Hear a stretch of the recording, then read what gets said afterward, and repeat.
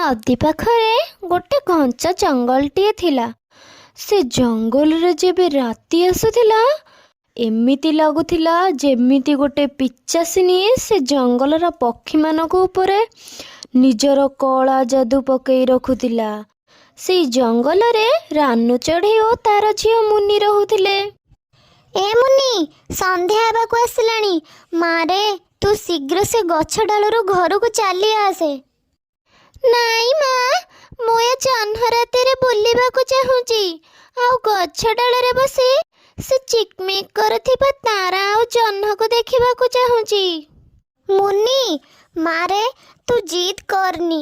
ଜାଣିଛୁ ନା, ଏ ଜଙ୍ଗଲରେ ରାତିଟା ଭାରି ଭୟଙ୍କର ହୋଇଥାଏ। ସେ ଜଙ୍ଗଲରେ ଗୋଟେ ଭୟଙ୍କର ପିଚାସିନୀ ରହେ ଆଉ ତାର କଳା ଯାଦୁରେ ସମସ୍ତଙ୍କୁ ବଶ କରିଦିଏ। ମାମା, କଣ କହିଲ? ପିଶାଚିନୀ? ସିଏ ପୁଣି କେମିତି ହୋଇଥାଏ ମାମା? ମୁନି, ମୁଁ ଶୁଣିଛି ସେ ବହୁତ ବଡ଼ ପିଚାସିନୀ। ତାର ମୁଣ୍ଡରେ ବଡ଼ ବଡ଼ ଶିଙ୍ଗ ଆଉ ତା ଦେହ ସାରା କଟା ରକ୍ତର ଛିଟା, ଆଉ ଆଖି ଦୁଇଟା ପୁରା ନାଲି, ସବୁବେଳେ ଜଳୁଥାଏ। ତାକୁ ଦେଖି ଜଙ୍ଗଲରେ ସବୁ ପକ୍ଷୀମାନେ ଡରି ଯାଆନ୍ତି। ଯିଏ ଥରେ ତା ଆଖିରେ ପଡ଼ିଥାଏ ସେ ସେଠାରୁ ଖସି ଆସିପାରେ ନା। ସେ ତାକୁ ମାରି ଖାଇଦିଏ।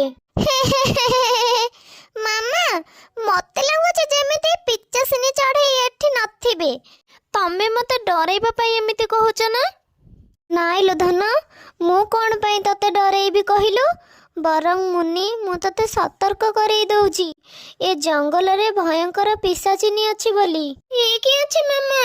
ମୁଁ ତା କଥା ମାନିବି, ହେଲେ ମାମା, ମୁଁ କିନ୍ତୁ ସେ ପିଚାସିନୀକୁ ଥରେ ଦେଖିବାକୁ ଚାହୁଁଛି। ରାନୁ ଚଢ଼େଇ ଆଉ ତା ଝିଅ ମୁନି ତାଙ୍କ ଘରକୁ ଗଲେ। ମୁନି ତା ମା କଥାକୁ ମଜାକ ଭାବୁଥିଲା, କିନ୍ତୁ ରାନୁ ଚଢ଼େଇ ଜାଣିଥିଲା କି ସେ ଜଙ୍ଗଲରେ ଗୋଟେ ଭୟଙ୍କର ପିଶାଚିନୀ ଅଛି ବୋଲି। ସେ ସେଥିପାଇଁ ସବୁ ସମୟରେ ତା ଝିଅକୁ ସତର୍କ ରହିବା ପାଇଁ କହୁଥିଲା। ତାପରେ ଧୀରେ ଧୀରେ ରାତି ବଢ଼ିଗଲା। ଜଙ୍ଗଲଟା ସାରା ଅନ୍ଧକାର ଘେରିଗଲା। ସେଇ ସମୟରେ ଘଞ୍ଚ ଜଙ୍ଗଲରୁ ଗୋଟେ ଭୟଙ୍କର ଚିତ୍କାର ଶୁଭାଗଲା ଆଉ ସେ ପିଶାଚିନୀର ହସିବାର ଶବ୍ଦ ଶୁଣାଗଲା। ରାନୁ ଚଢ଼େଇ ଏହା ଶୁଣି ପୁରା ଭୟଭୀତ ହୋଇଗଲା। କିଏ କିଏ ଏଠି ଏତେ ସୁନ୍ଦର ନିଦରେ ଶୋଇଛି? ମୋର ଶିକାର ଦରକାର। ହେ ଭଗବାନ, ଆମ କବାଟ ପାଖରେ ଏତେ ରାତିରେ ସେ ପିଚାସିନୀ ଏମିତି ଡାକୁଛି କାହିଁକି? ହେ ପ୍ରଭୁ, ମୋ ମୁନିର କିଛି ବି ନ ହେଉ, ତାକୁ ସବୁବେଳେ ଘଣ୍ଟ ଘୋଡ଼େଇ ରଖିଥାଅ। ମାମା, ଏ ଭୟଙ୍କର ଶବ୍ଦ କାହାର? ସତରେ କଣ ସେ ପିଶାଚିନୀ ଚଢ଼େଇ ଏଠିକି ଆସିଛି? ପାଟି କରନି ମୁନି, ଚୁପ୍ ହେଇଯା ମୁନି, ଚୁପ୍ ହେଇଯା। ଆମେ ଏଠି ଅଛୁ ବୋଲି ଯେମିତି ସେ ପିଚାସିନୀ ନ ଜାଣେ, ନହେଲେ ସିଏ ଆମକୁ ମାରି ଖାଇଯିବ। ମୁଁ ଜାଣିଛି, ଏଇଠି କେଉଁଠି ଚଢ଼େଇର ବାସ୍ନା ମୁଁ ଜାଣିପାରୁଛି। ବ୍ୟସ୍ତ ହନି ଛୋଟ ଚଢ଼େଇ, ମୁଁ ତତେ ଖୋଜିକି ନିଶ୍ଚୟ ବାହାର କରିବି ଆଉ ମାରିକି ତୋ ରକ୍ତ ପିଇବି। ରାନୁ ଚଢ଼େଇ ଭୟଭୀତ ହୋଇକି ତା ଝିଅକୁ ଘୋଡ଼େଇକି ରଖିଲା, କିନ୍ତୁ ମୁନି ଡରିବା ବଦଳରେ ମନରେ ସାହସ ବାନ୍ଧିଲା। ମାମା, ଆମେ ଏବେ ଡରିବା କଥା ନୁହେଁ। ଆମେ ଯଦି ଡରିଯିବା ତାହେଲେ ହାରିଯିବା। ବରଂ ଆମେ ମନରେ ସାହସ ବାନ୍ଧି ସେ ପିଚାସିନୀକୁ ସାମ୍ନା କରିବା। ଝିଅ ମୁନି, ତୁ ଚୁପ୍ ହେଇଯା। ତୁ ଏବେ ଛୋଟ ଅଛୁ, ଆମେ ତାର କିଛି ବି କରିପାରିବେନି। ସେ ଆମଠୁ ବହୁତ ଶକ୍ତିଶାଳୀ। ମାମା, ମୁଁ ତୁମ ସାଥିରେ ଅଛି। ଆମେ ସେ ପିଚାସିନୀକି ଜମା ବି ଡରିବାନି। ଝିଅ ମୁନି, ତୋ ମନରେ ଯଦି ଏତେ ସାହସ ଅଛି, ତାହେଲେ ଆମେ ଯିବା ସେ ପିଚାସିନୀ ଚଢ଼େଇ ପାଖକୁ ଆଉ ତାର ସାମ୍ନା କରିବା। ରାନୁ ଚଢ଼େଇ ଓ ତା ଝିଅ ମୁନି ପିଶାଚିନୀର ପାଖକୁ ଗଲେ।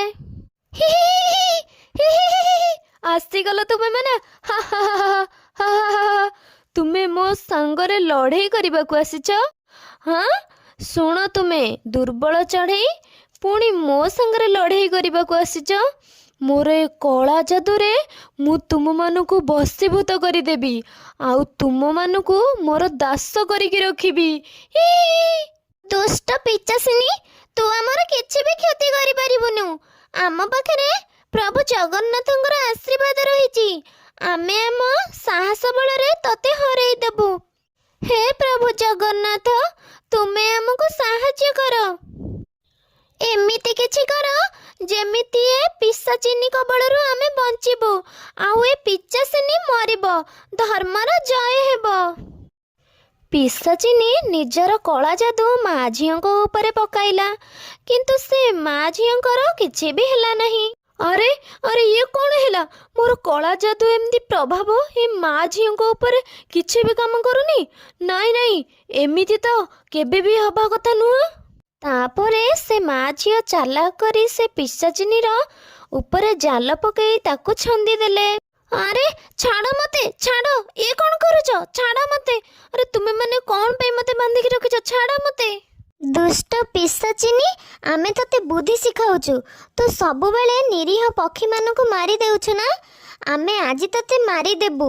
ଏମିତି କହି ରାନୁ ଓ ତା ଝିଅ ମନରେ ସାହସ କରି ସେ ଅନ୍ଧକାର ରାତିରେ ପିଚାସିନୀକୁ ମାରିଦେଲେ।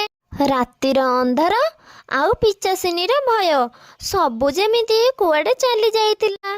ତା ପରଦିନ ସକାଳ ବହୁତ ସୁନ୍ଦର ସକାଳ ଭଳି ଲାଗୁଥିଲା। ରାନୁ ଚଢ଼େଇ ଓ ତାର ଝିଅ ସାହସିକତାର ପ୍ରଶଂସା ସାରା ଜଙ୍ଗଲରେ ଚର୍ଚ୍ଚା ଚାଲିଥିଲା, ଆଉ ସବୁ ପକ୍ଷୀମାନେ ମିଶି ସେ ମା ଝିଅଙ୍କର ପ୍ରଶଂସା ହିଁ କରୁଥିଲେ। ଜୟ ଜଗନ୍ନାଥ ସାଙ୍ଗମାନେ, ଯଦି ଆପଣମାନଙ୍କୁ ଆମ ଗପଟି ଭଲ ଲାଗୁଛି ତାହେଲେ ଆମ ଚ୍ୟାନେଲକୁ ସବସ୍କ୍ରାଇବ୍ କରନ୍ତୁ, ଆଉ କମେଣ୍ଟରେ ଜଣାନ୍ତୁ ଗପଟି ଆପଣମାନଙ୍କୁ କେମିତି ଲାଗିଲା। ରହୁଛି, ଧନ୍ୟବାଦ।